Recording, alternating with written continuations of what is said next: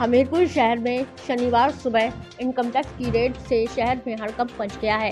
हमीरपुर शहर के एक व्यापारी परिवार के अलग अलग प्रतिष्ठानों के बाहर सीआरपीएफ के जवान और इनकम टैक्स डिपार्टमेंट के अधिकारी कर्मचारी सुबह 5:30 बजे से दुकानों के बाहर खड़े हैं।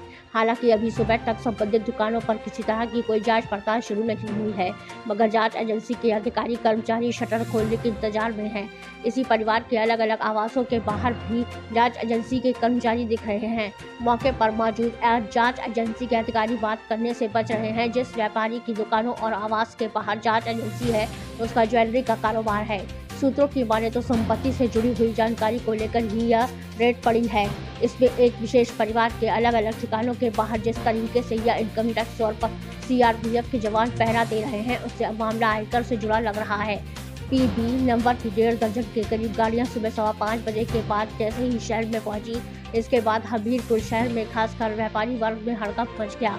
लोग फोन करके इधर उधर पूछने लगे क्योंकि जांच एजेंसी के लोग कुछ भी बताने से गुरेज कर रहे हैं। इनोवा गाड़ी में बैठे एक अधिकारी का कहना है कि अभी जांच पड़ताल शुरू होगी और मीडिया को कुछ भी बताने वाली स्थिति नहीं है। बता दें कि पिछले दिनों एक वीडियो भी लेन देन के मामले को लेकर सोशल मीडिया पर खूब चर्चा में रहा था। इसमें 5 करोड़ के लेन देन की बात कही गई थी।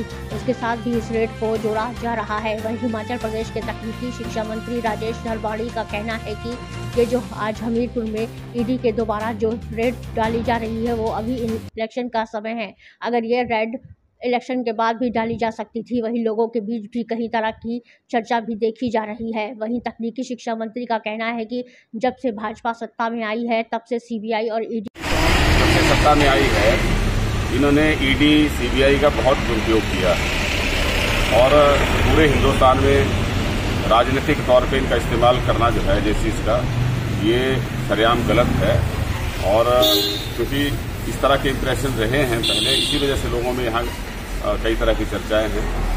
तो इनकी निष्पक्षता के ऊपर भी सवाल उठता है, क्योंकि कई ऐसे नेता जो विपक्षी पार्टियों के थे, उनके खिलाफ जो है ईडी और सीबीआई ने कई जगह, खास करके ईडी ने जो है केस बनाए। लेकिन जब वो नेता भारतीय जनता पार्टी में शामिल हो गए तो उनके ऊपर जो कार्रवाई कर रहे थे वो रुक गई। उनके वो मतलब दूध के धुले हो गए जब बीजेपी में शामिल हुए। तो कहीं ना कहीं जो है इस तरह के डाउट्स जो है लोगों के मन में इससे उत्पन्न होते हैं। चुनावों के दौरान इस तरह का जो एक्शन है वो जो है गलत चर्चाओं को जो है वो जन्म देता है। उनकी से अब भारतीय जनता पार्टी की तरफ से या उनकी तरफ से ही कह सकते हैं, जैसा कृपाल परमार जी ने भी कहा कि जो पिछले दिनों हिमाचल सरकार को गिराने का षड्यंत्र रचा गया, उसके सूत्रधार वही थे। ये पहली बार ऐसा हुआ कि गिराने में भारतीय जनता पार्टी बाकी जगह तो कामयाब हो गई थी, लेकिन हिमाचल प्रदेश की समझदार जनता ने जो है उसको विफल कर दिया है। और अब जो उपचुनाव हुए, इसमें कांग्रेस की 4 सीटें जिताकर जो है हिमाचल प्रदेश में राजनीतिक स्थिरता का माहौल जो है पैदा किया है। तो हो सकता है, क्योंकि उनके बारे में कई तरह की चर्चाएं पहले भी रही है।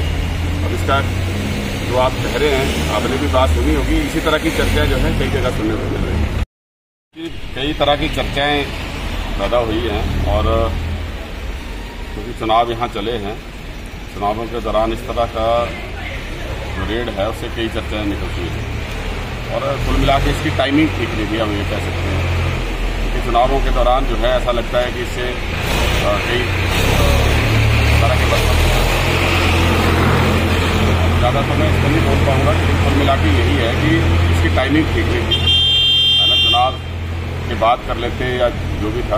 अब ये तो ज़्यादा डिटेल जो है वो जो रेड करने वाले हमारे ऑफिसर हैं वो बताएं, इस उद्देश्य से उन्होंने किया है। क्योंकि लोगों में कई तरह की चर्चाएं